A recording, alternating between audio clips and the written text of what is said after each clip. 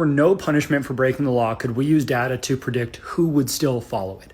Are there specific groups that would still follow rules and regulations out of pure obligation? Prior to 2002 in New York, United Nations diplomats were immune from having to pay any parking ticket. Out of pure convenience, you might think nobody is going to follow those laws anymore, right? Like imagine just being able to park wherever you want and go do what you have to. And you would be partially correct. Between 1997 and 2002, there were a total of 150,000 unpaid parking tickets that totaled $18 million from diplomats. Yet in the 5 years leading up to the revocation of that law, countries like the UK, Sweden, Australia, Canada got a total of 0 tickets. Countries like Egypt, Chad, and Bulgaria, however, were sometimes accruing as many as hundreds of parking tickets per diplomat. Maybe you're thinking, well, maybe those diplomats hated America and this was their form of rebellion. That's actually a valid critique of this. However, here's where it gets even crazier. This is before the revocation of those laws.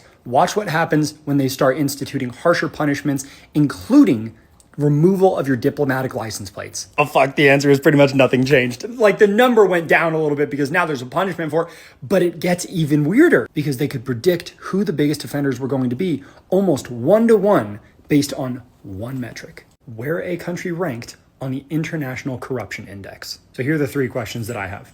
Is there something that the non-ruling class shows culturally is acceptable that the government then takes advantage of?